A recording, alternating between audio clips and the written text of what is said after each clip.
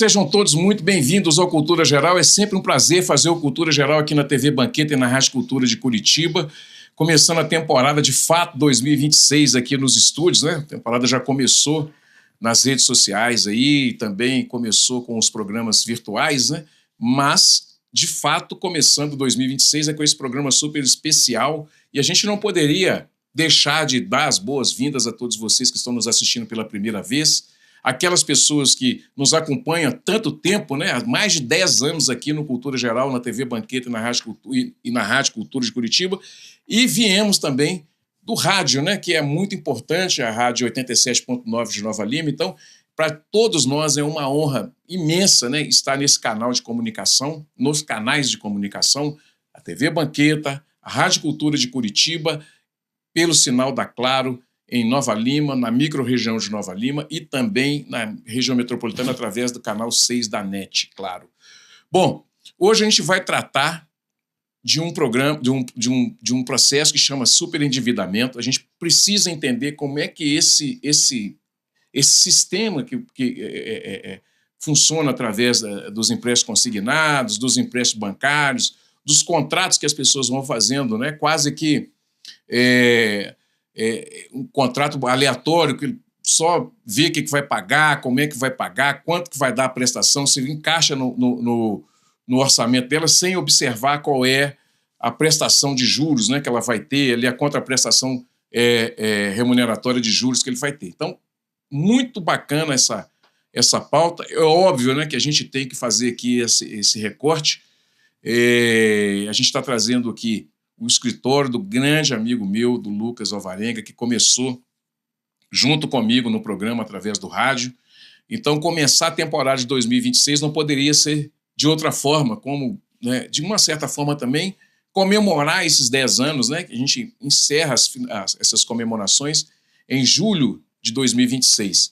Então, ao longo desse período, a gente vai fazer vários programas e, obviamente, que o Cultura Geral deve muito a essa curadoria junto com o Lucas, que é o meu grande amigo, meu irmão, um irmão que a vida me deu, ele e a sua família. Então, estar aqui, para mim, é uma honra e fazer com que a gente consiga discutir esses assuntos relacionados aos direitos das pessoas, as garantias, né, fundamentais, né, que o empréstimo, o dinheiro, a questão remuneratória está ligada às garantias fundamentais do indivíduo, né? É muito importante para todos nós. E, para isso, a gente está recebendo aqui o Matheus Emanuel para a gente tratar desse assunto, que é lá do escritório. E eu acho que a gente tem, Matheus, nesse momento, uma missão muito séria, porque a gente tem um modelo socioeconômico no Brasil que proporciona esse tipo de entrada, né, das pessoas e tal, pelo aperto financeiro mesmo, pela desvalorização do trabalho, pela desvalorização da moeda e também pela desvalorização do salário, né, em si. Então, para mim e para todos nós aqui, tanto da TV Banqueta no Cultura Geral, é um prazer te receber para a gente tratar desse assunto. Seja muito bem-vindo. Betão, é uma grande satisfação que eu recebo esse convite, poder estar aqui conversando um pouco sobre direito bancário, sobre essas dores que os brasileiros sofrem diariamente, né? A gente sabe que o brasileiro é um povo que não tem muita cultura econômica, né, que não sabe muito como lidar com essas situações bancárias. Então, você abre esse espaço para a gente poder esclarecer para a população como um todo como resolver esse tipo de problema, esclarecer o que de fato é um superendividamento ou somente o que é um endividamento em si. É muito importante também fazer essa distinção. Então, eu agradeço a recepção e poder inaugurar nessa temporada de 2026 aqui junto com vocês de grande satisfação para nós, também para o Lucas, sócio do escritório, que está aqui acompanhando todo esse bate-papo. Matheus, o que é o superendividamento e como que isso está regulamentado em lei? Então, Betão, o superendividamento é basicamente a situação que a pessoa chega dentro das relações de consumo, que ela não consegue mais arcar com a sua subsistência. O que é que isso seria? Você faz tantos empréstimos, você tem tanta relação de consumo como cartão de crédito, empréstimo consignado, empréstimo pessoal, que você não consegue sequer ter dinheiro para arcar com as suas despesas do dia a dia, que são essenciais para a sua sobrevivência mesmo, para alimentação, para eventualmente um aluguel que você tenha que pagar. Então, a lei do superendividamento veio para poder defender esse tipo de consumidor. Veio para que essas pessoas consigam ter um respiro para poder arcar com essas dívidas que vêm tomando todo o seu salário mês após mês. Você falou, eu queria pegar um ponto importante no que você falou, porque legalmente nós temos aí 35% do salário que pode ser vamos dizer assim, contaminado com esse tipo. Continua assim, esse é o percentual. Digamos que a pessoa tinha um cargo X, então ela contraiu um empréstimo tal. Chegou lá na frente, ela perdeu ali uma comissão, perdeu o salário dela, caiu pela metade, por exemplo. Essa dívida vai ter que encaixar nesses 35%?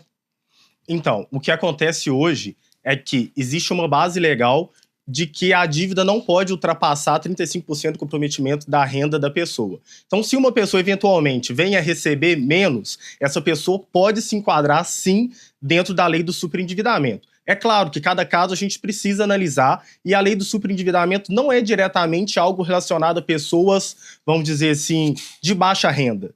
Pessoas com alto poder econômico, alto poder aquisitivo, também podem se enquadrar dentro dessa norma legal. Então, assim, o importante é que a gente possa analisar caso a caso, mas, em regra, 35% do salário recebido. Nós temos no Brasil você estava falando aí, e eu converso isso muito, eu e o Lucas, essencialmente, conversamos muito, porque as pessoas imaginam que o direito está fora da filosofia, está fora desse conceito sociológico e antropológico.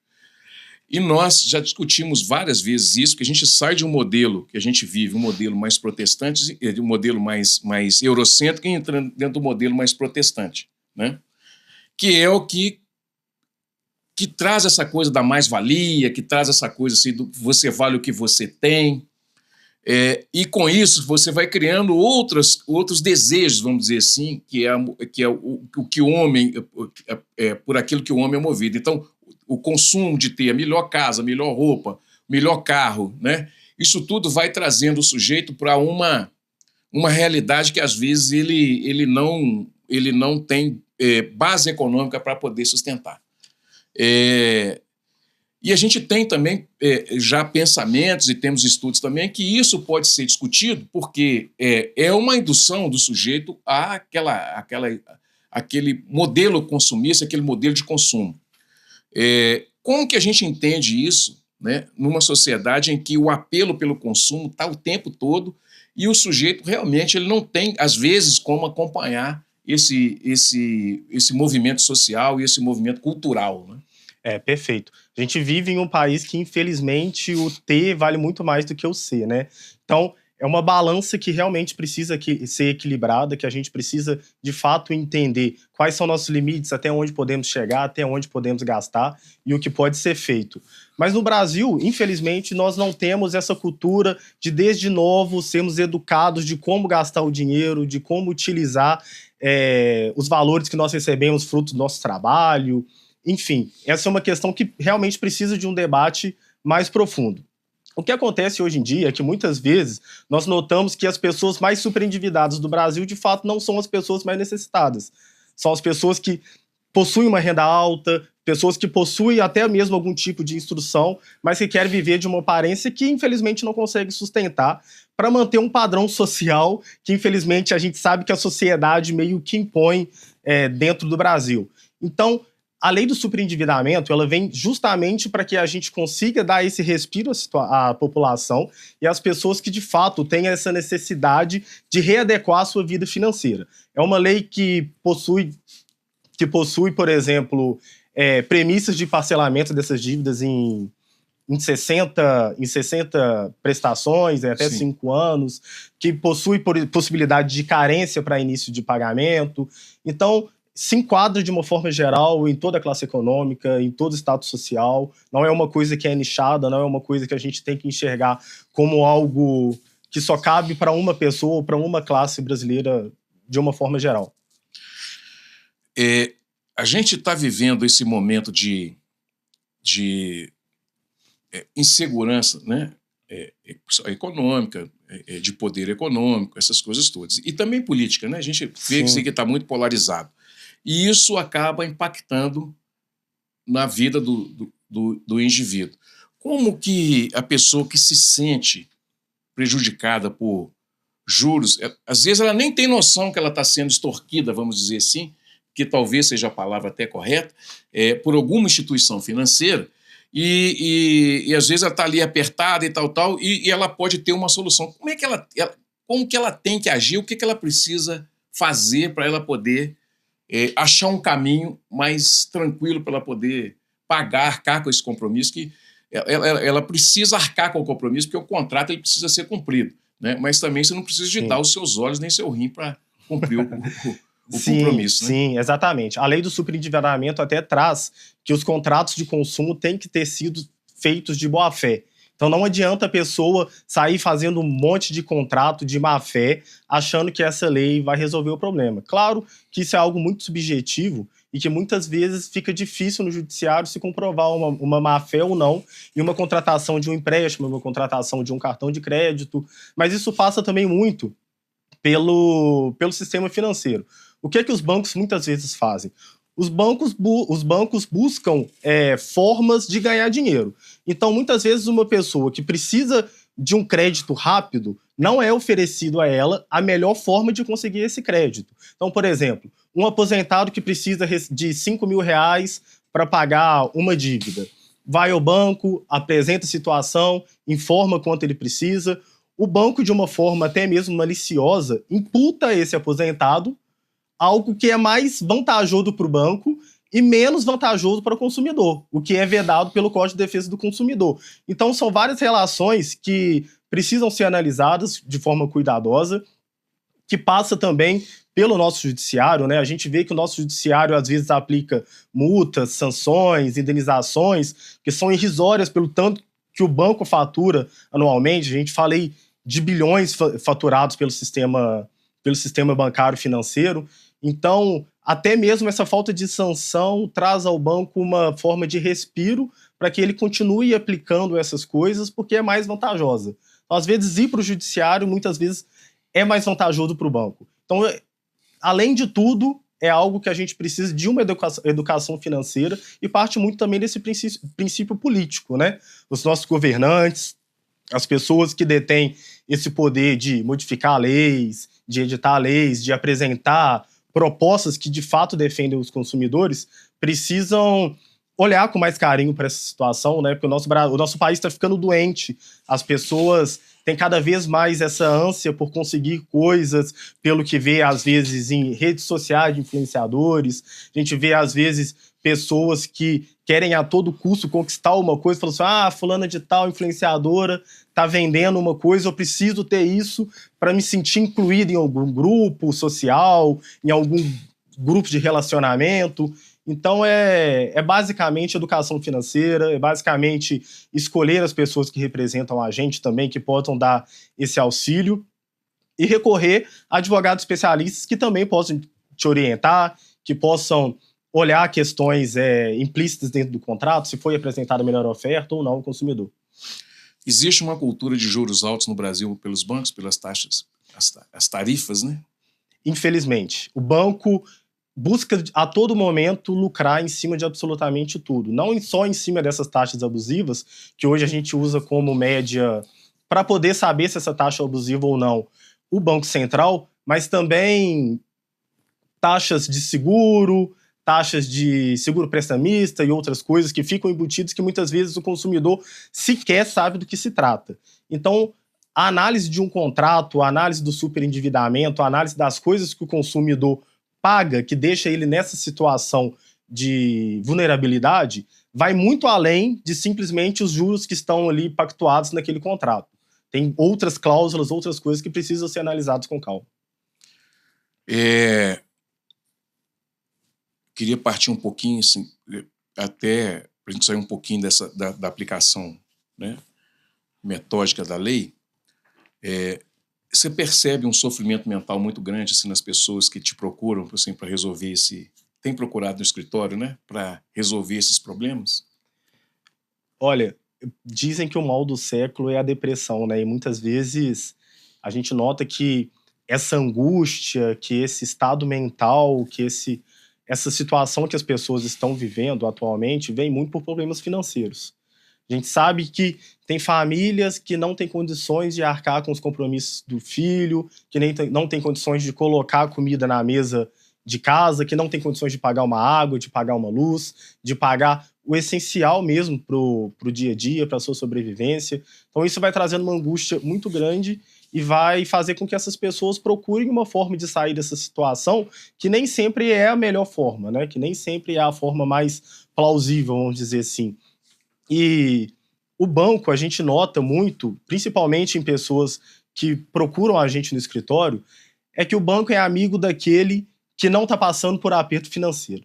Então, se você tem dinheiro aplicado, se você tem uma renda alta, se você tem uma condição financeira mais tranquila, o banco muitas vezes te oferece condições de pagamento, te oferece condições de empréstimo que são mais vantajosas. Agora, quando a pessoa realmente precisa, que a pessoa tem a necessidade daquele crédito naquele momento, o banco muitas vezes utiliza desse sofrimento para ganhar dinheiro. Então, é algo que precisa ser analisado com muito cuidado. É um desafio no campo do direito também, porque aquela velha história, no direito acontece o fato, o direito tenta regulamentar depois ou correr atrás para regulamentar. Obviamente que o empréstimo já existe há muito tempo, mas é agora que a gente está vendo assim, sempre teve agiotagem, teve essas coisas e tal. Agora, nesse momento que a sociedade está ficando mais clara com os advogados mais especializados, essas coisas todas assim. Você tem uma estrutura igual tem lá no escritório, né? Que é uma estrutura de consultoria, de argumentação muito forte, que também ouve a pessoa e entende todo o processo, né? Isso é um desafio também para todos nós? Betão, é um desafio. O que acontece muitas vezes é que as pessoas procuram um advogado conhecido, mas que não é especialista na área. E isso pode trazer consequência não só para essa pessoa juridicamente, mas pode trazer consequência como um todo.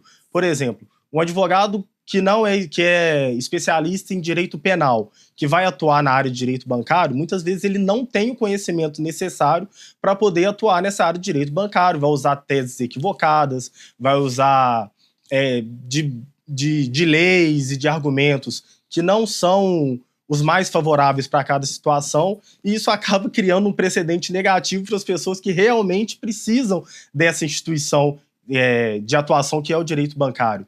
Então, nós advogados também precisamos ter essa percepção e muitas vezes entender que se aventurar não é o melhor caminho. É claro, a gente sabe, né? Todo mundo precisa trabalhar, o advogado precisa também colocar as obrigações em dia, colocar a comida dentro de casa, mas muitas vezes uma saída para isso é o regime de parceria. Então, às vezes você é um especialista em direito tributário, mas não entende direito bancário, busca um advogado especialista em direito bancário para poder te auxiliar nessa demanda, porque fica melhor para todo mundo, as pessoas entendem melhor a situação, o judiciário não fica abarrotado de coisas que não são pertinentes e que às vezes realmente vêm para atrapalhar esse bom andamento do direito bancário em si. Bom, deixa eu fazer o primeiro intervalo. Vou fazer o primeiro intervalo aqui na TV Banqueta e na Rádio Cultura de Curitiba. A gente está conversando sobre endividamento, lei do superendividamento. Eu acho que isso tudo a gente precisa trazer, né, para todas as pessoas que estão aqui. E quem está em Curitiba, gente, pode fazer o contato aí através das redes sociais do escritório, né? Passa pra gente as redes sociais. Você tem aí? O nome do escritório é Alvarenga, Galo, Germano e Firmo. A gente está situado na cidade de Belo Horizonte, né, capital de Minas Gerais. Então, se procurar nas redes sociais, procurar no Instagram, procurar no próprio Google, vão achar o nosso contato. A gente tem atuação nacional. Hoje em dia tem uma facilidade muito grande, né, pelos processos virtuais. Então, pode procurar nas redes sociais, que a gente sempre vai estar disponível para prestar o melhor serviço possível. Bacana. Gente, um minutinho só, nós estaremos de volta aqui na TV Banqueta, na Rádio Cultura de Curitiba, falando da lei de superendividamento. Um minutinho só.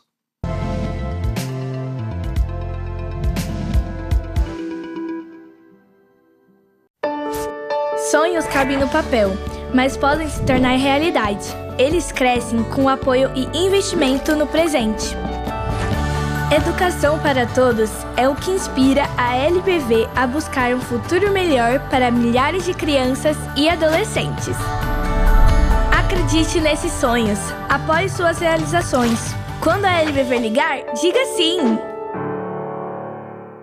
Dengue, dengue, zika, chikungunya e febre amarela urbana são doenças transmitidas por um mosquitinho, o Aedes aegypti. Contra ele, a prevenção é a melhor solução. Vamos eliminar os focos de água parada nos vasos de planta, nos pneus, nos recipientes abertos. E um repelente é sempre bom. Vamos juntos com a LBV. Diga sim à prevenção. Apoio TV Banqueta. A CAP, Casa de Acolhida Padre Eustáquio, trabalha para que crianças, adolescentes e seus acompanhantes tenham amparo e estrutura durante a luta contra o câncer e doenças hematológicas até a sua cura. Com trabalho, empatia, compromisso e transparência, a CAP transforma necessidade em esperança. Faça a diferença na vida das crianças e adolescentes com câncer e doenças hematológicas. Faça parte desta história. Conheça pessoalmente o nosso trabalho.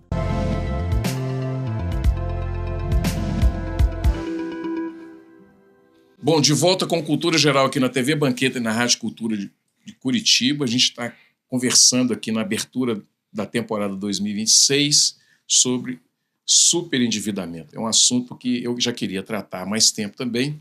Não tínhamos aqui, não estava conseguindo identificar um profissional, né, nessa área, na área do direito, né, para a gente poder, né, passar para as pessoas. A gente está vendo aí os aposentados com tantos problemas, né? Os servidores públicos, servidores públicos estaduais com problemas também, porque já não tem reajuste há tanto tempo, né?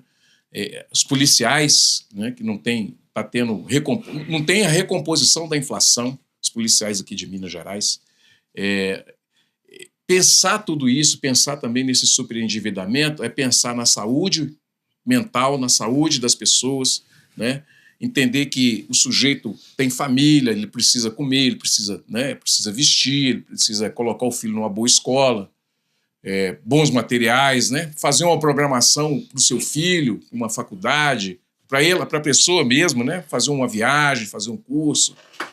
Então, assim, pensar essas discussões, elas estão para além de pensar só no direito. A gente precisa pensar nisso como com qualidade de vida, como qualidade de vida. Então, trazer essas discussões à baila aqui na TV e no rádio é muito importante para todos nós, né? Eu queria, nesse segundo bloco, a gente já conversando sobre esse superendividamento, doutor, a gente entender também como que ficam os consignados, porque a gente tem muito problema de consignado. Então, a primeira coisa que eu queria abrir essa conversa nesse segundo bloco são as pessoas, quais os cuidados que a pessoa tem que ter no consignado, porque tem taxa, né? Tem bancos que oferecem taxas honestas e outros, né, são corretoras e tal, que não oferecem, pega do público e empresta, né? Um agiota, né, vamos dizer assim. Quais são os cuidados que no consignado a pessoa deve ter? A primeira coisa que a pessoa tem que avaliar ao sentir essa necessidade de pegar um empréstimo, seja consignado ou seja um empréstimo pessoal, é a forma de pagamento. Hoje o sistema financeiro permite pagamento até 96 parcelas. Então, muitas vezes as pessoas olham, são 30 parcelas, 40 parcelas, 50 parcelas de R$50, mas não conseguem vislumbrar o montante final de quanto aquele valor de fato custaria. Então, mais importante do que olhar inicialmente essa taxa de juros, porque isso é algo que muitas vezes a pessoa não vai ter conhecimento mesmo, né? Um aposentado, um pensionista, alguém que não tem muita instrução, não vai entender sobre taxa de juros, é conseguir vislumbrar o quanto essa pessoa vai pagar pelo dinheiro que ela está pegando. Então, se você pegou R$2.000 emprestado do banco e vai pagar em 46 parcelas de R$20, R$30, quanto que isso vai dar no final? Quando chegar na última parcela, quanto de fato você vai ter pago? Então é sempre importante fazer esse exercício para que tenha uma noção e você consiga vislumbrar mesmo a longo prazo quanto está saindo ali do seu benefício, dos anos que você trabalhou, que você conseguiu conquistar com muito suor, né, essa aposentadoria, para que você veja a viabilidade ou não de tomar esse empréstimo junto a uma instituição financeira. O mais importante ao escolher a instituição financeira é que a gente sempre procure instituições financeiras que sejam conhecidas. Evite essas financeiras que tem porta em centro de cidade, que a gente não conhece, que não tem muitas vezes visibilidade. Então, busque bancos mais conhecidos. Não que você vai estar resguardado desses problemas, mas a possibilidade de acontecer é menor. Você falou aí no caso dos aposentados, né? E para aquele servidor que está na ativa? Por exemplo, o servidor está na ativa e ele... acabei de falar aqui, né? Nós temos um déficit salarial na recomposição dos salários dos servidores públicos. Né? Então ele acaba tendo que socorrer ali do consignado que, às vezes, pelo banco, tem uma taxa até mais honesta e tal. Quais os cuidados que esse servidor que está precisando do recurso e tudo precisa tomar? Essa questão do servidor que ainda está ativa é uma questão também que precisa de muito cuidado pelo seguinte. A gente vê, principalmente aqui no estado de Minas Gerais, que alguns setores do Estado possuem um nível de endividamento um pouco maior. Eu vou dar o exemplo aqui da Polícia Militar. A Polícia Militar, por exemplo, é uma instituição que a gente nota que as pessoas têm ficado cada vez mais endividadas. Mas a gente entende também que muito disso é por atraso de salário, às vezes a pessoa não recebe seu salário, recebe parcelado e tem suas obrigações fixas para poder pagar. A gente entende que muitas vezes não tem esse reajuste anual adequado de salário. Essa pessoa precisa suprir o aumento do aluguel, o aumento do custo de fazer a compra no supermercado, o aumento do custo de água, de alguma forma. Então precisa buscar algum tipo de solução. O servidor público, de uma forma geral, é a mesma recomendação que eu dou para os aposentados. Busque instituições financeiras de renome, que são conhecidas no mercado, que te passam mais credibilidade. Você não vai estar seguro de que nenhum problema, que não tem nenhuma ilegalidade, nenhuma abusividade dentro desse contrato. Mas, de uma certa forma, fica mais difícil disso acontecer, porque a gente consegue identificar com mais facilidade o banco, consegue correr atrás com mais facilidade para tentar reaver, eventualmente, alguma ilegalidade que tenha acontecido. Você falou aí da polícia. É uma realidade que eu vejo, sim, que eles estão passando por uma situação complicada porque não tem reajuste, tanto o civil quanto o militar. Tem alguma luz no fim do túnel para essas pessoas, caso tenham contraído algum empréstimo e que precisa resolver isso? Ele pode fazer um contato. Qual que é a solução que você acha que ele pode ter? Então, existem duas formas de resolução desse tipo de problema. A primeira forma pode ser diretamente pela lei do superendividamento, mas aí nós precisaremos comprovar que mais de 35% da renda desse servidor está comprometida para pagamento de relações de consumo, seja empréstimo consignado, empréstimo pessoal, cartão de crédito. E existe uma outra forma de solução, que é uma forma um pouco mais pontual, que seria a revisão específica de alguns contratos. Então, por exemplo, a pessoa contraiu um empréstimo pessoal de R$20 mil, ou financiou um carro, financiou um imóvel. Existem taxas que podem ser consideradas ilegais também dentro desse contrato. Então não é simplesmente o superendividamento e que a pessoa precisa estar extremamente sufocada financeiramente para poder recorrer ao judiciário e ter esse respiro e recuperar a sua paz, a sua saúde mental. Existem outras formas de recuperar e uma dessas formas é a revisão pontual de um contrato de financiamento, de um contrato de empréstimo, de um contrato de cartão de crédito, de análise de taxas.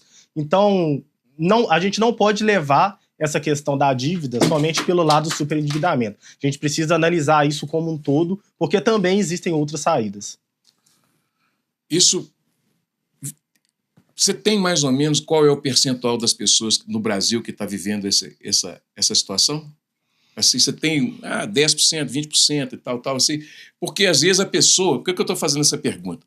Porque às vezes a pessoa contraiu um empréstimo, ela está achando que é só ela, é só aquele grupo de pessoas, só aquele...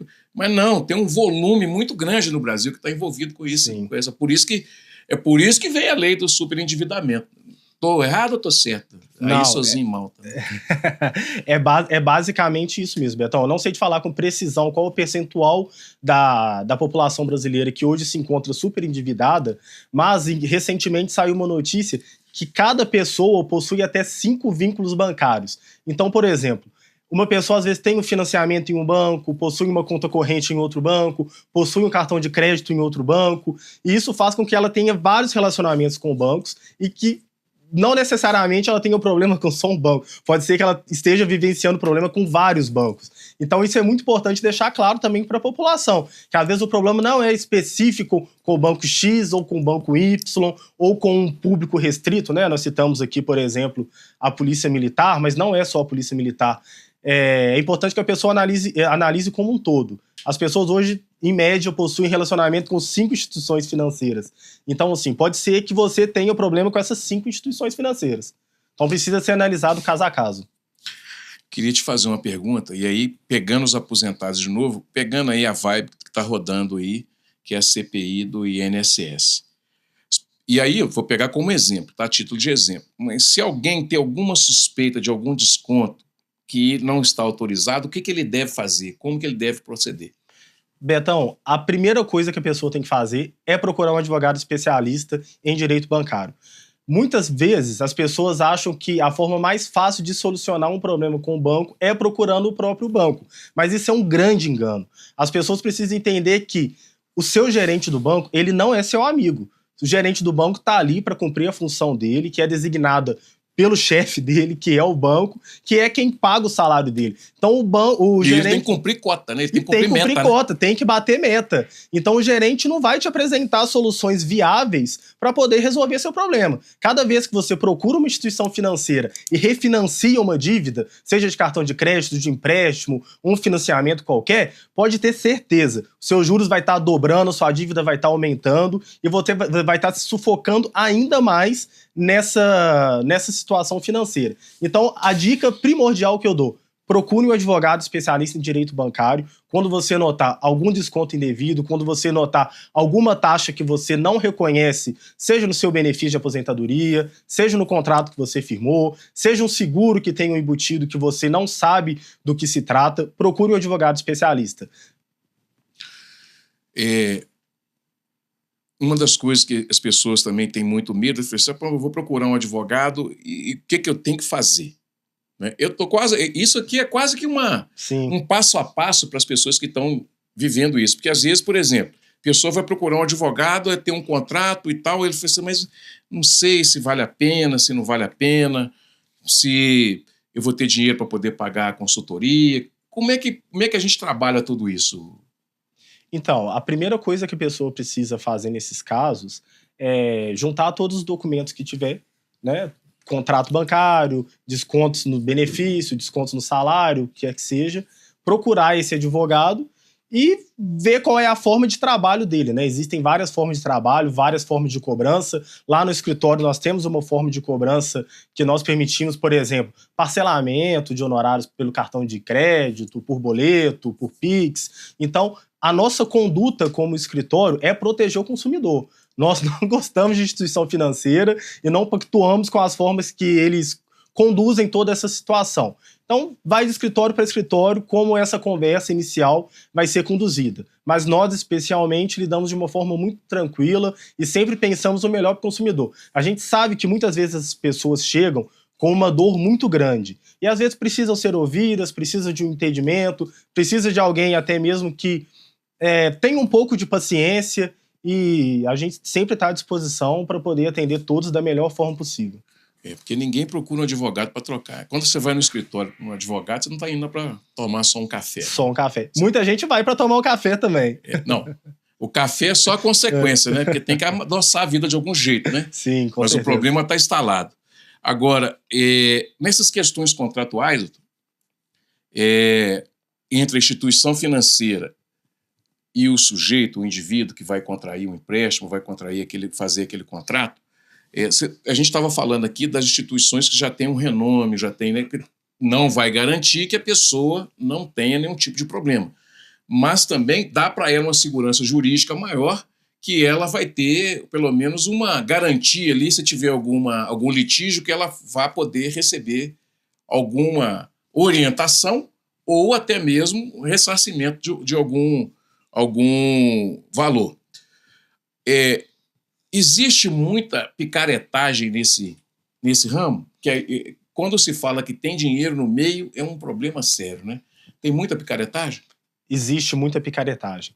A gente vê hoje, cada vez com mais frequência questões relacionadas a golpe do Pix, a gente vê com mais frequência cada vez pessoas que têm imputadas a ela empréstimos consignados que não contrataram, empréstimos pessoais que não contrataram. Às vezes você perde um documento, não faz um boletim de ocorrência, alguém na rua acha esse documento e usa seu documento para fazer um empréstimo. Então existem várias formas de fraude que estão em vigor aí hoje no nosso país. A gente vê que famílias, muitas vezes, são surpreendidas com mensagens em sistemas de mensagem, né, de aplicativos de mensagem, falando, eu tô aqui com a sua filha, tô precisando de um Pix de 50 mil reais para pagar alguma coisa, e às vezes é uma mãe que recebe uma mensagem do filho, essa mãe mora no interior, tá preocupada, não consegue ter esse contato direto e acha que é verdade, mas na verdade é um Pix, é uma fraude que está acontecendo. Então, existem muitas fraudes bancárias, essa conduta tem sido cada vez mais comum, mas o judiciário também tem evoluído na medida que tem entendido como essas situações funcionam. Então existem formas de coibir e de correr atrás desse prejuízo financeiro que a pessoa, porventura, venha a sofrer. Uma coisa que eu queria... A gente está num momento muito tecnológico, né? Está tudo muito por aplicativo. E aí eu queria fazer uma pergunta que talvez o Código de Defesa do Consumidor pode ajudar as pessoas que passaram por isso. Se a pessoa cai num golpe dentro do aplicativo do banco, por exemplo, o responsável é o banco? Sim, responsabilidade objetiva do banco. Quando ocorre esse tipo de situação, né, o banco pode ser responsabilizado por isso, desde que demonstrado falha no seu sistema de segurança. Então, hoje em dia, por exemplo, muitos empréstimos são contraídos de uma forma virtual. A gente não tem mais essa assinatura física das pessoas. As pessoas já não precisam mais ir até a instituição financeira para poder contrair esse empréstimo. Então, é possível sim responsabilizar o banco por essas fraudes, é possível ter o seu dinheiro de volta, é possível até mesmo conseguir uma liminar, suspendendo eventuais cobranças indevidas. Não precisa esperar até o final do processo para que você tenha aí esse sabor do seu direito sendo garantido. Então, é possível. Existem muitas fraudes bancárias e o banco, na maioria, é responsabilizado por falha no sistema de segurança. Isso acontece muito frequentemente, né? Todos os dias. Tem um perfil?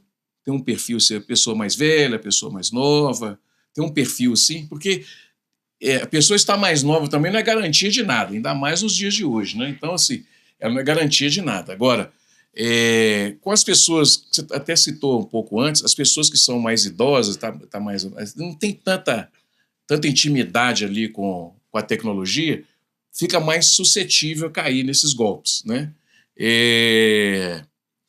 E aí me veio uma pergunta na hora que você estava respondendo, que é, para garantir a defesa dessas pessoas, principalmente quando idosas, você pode usar até o Código de Defesa, você pode usar até o Estatuto do Idoso também? Ele entra dentro desse contexto? Sim, o Estatuto do Idoso também pode ser usado nesse tipo de situação. A gente fala que, pro consumidor, tudo que a gente puder agregar para garantir que o direito dele seja resguardado pode ser utilizado dentro do ordenamento jurídico. Então, a gente pede que as pessoas tenham muita consciência das coisas que fazem, principalmente os idosos, né, como a gente comentou aqui agora, que muitas vezes são pessoas que têm um pouco menos de intimidade com tecnologia. A gente sabe como os golpistas hoje em dia têm evoluído nessa questão de tecnologia e os bancos não têm acompanhado essa evolução. Então, às vezes, as pessoas usam essa inteligência com redes sociais, com informática, muito mais para o mal do que para o bem, né? Quem dera se essas pessoas estivessem do nosso lado coibindo esse tipo de prática ao invés de estar tirando dinheiro de aposentado. Então, é possível, sim, que isso seja utilizado a favor. Para a gente encerrar esse bate-papo super produtivo e super bacana, nós temos um grande volume de golpes dado pelo WhatsApp. O WhatsApp tem responsabilidade nisso? Podemos responsabilizar também o WhatsApp em alguns tipos de situação. Vou te dar um exemplo prático do que tem acontecido no ordenamento jurídico. As pessoas têm caído em golpes, por exemplo, de emprego fácil. A pessoa entra no Telegram e fala... a gente é de uma plataforma digital de vendas, que eu não vou citar aqui o nome, mas de uma plataforma digital de vendas. Se você avaliar esse produto e gostar, a gente vai te fazer um Pix de R$20 e na medida que forem aparecendo mais produtos, a gente vai aumentando, né, esse número de possibilidades, esse número de valores que você vai receber, e a pessoa inicialmente fica encantada com essa situação, fala, tô aqui na minha casa, tô recebendo algo aqui pelo Telegram, pelo WhatsApp, de uma plataforma de renome, então eu vou prosseguir com isso para ver se eu consigo complementar minha renda, para ver se eu consigo alguma coisa, mas na verdade tudo era um golpe, né? Não era a plataforma digital que estava oferecendo isso, então é possível sim responsabilizar especialmente essa plataforma digital por não coibir esse tipo de prática golpista. Então precisa ter avisos, precisa ter campanhas informativas para o consumidor tomar cuidado com esse tipo de situação, porque a gente sabe que o nosso sistema é muito falho e que, às vezes, ser falho para o sistema bancário vale a pena, né? Porque a penalidade que ele sofre é muito menor do que as condutas abusivas que ele utiliza em cima dos consumidores. Então, é possível essa responsabilização, sim, Betão. Só para a gente encerrar definitivamente, antes da gente fazer a parte final, as despedidas, não existe almoço grátis, né? Não existe almoço grátis. Bom, gente, chegamos ao final do programa Cultura Geral, né, nesse retorno do Cultura Geral Estúdio, né, 2026. Foi um prazer fazer essa pauta, né, tão importante que é sobre endividamento pessoal. E isso é tudo que a gente precisa ouvir nesse momento para que a gente possa ter um pouco mais de garantia nas relações econômicas e contratuais que a gente tem feito. Doutor, foi um prazer te receber aqui, foi uma felicidade para mim receber, obviamente que indicado lá do escritório, né? Para mim já é uma obrigação entrevistar, tá? Muito obrigado pela sua entrevista, foi um prazer te receber aqui. Betão, eu que agradeço a oportunidade de poder esclarecer algumas coisas para os consumidores que às vezes não entendem o que está acontecendo, não sabem o que está acontecendo nesse mercado financeiro. Então, agradeço você ter aberto as portas aqui para a gente poder explicar um pouco, poder conversar um pouco com os consumidores e seguimos à disposição. Bom, gente, chegamos ao final do programa Cultura Geral aqui na TV Banqueta e na Rádio Cultura de Curitiba. Foi um prazer conversar com todos vocês sobre esse assunto, né? Lembrando que quem está em Curitiba e quiser fazer o contato, essas coisas também pode, hoje, virtualmente, consegue resolver tudo também, né, doutor? Hoje em dia, virtualmente, dá para resolver tudo. Para resolver tudo. Então, quem quiser, é só fazer o contato aí com o escritório, né? Lucas Alvarenga Gale Germano. Isso. Não é isso? E entra lá no Instagram, acompanhe o trabalho maravilhoso que é feito lá.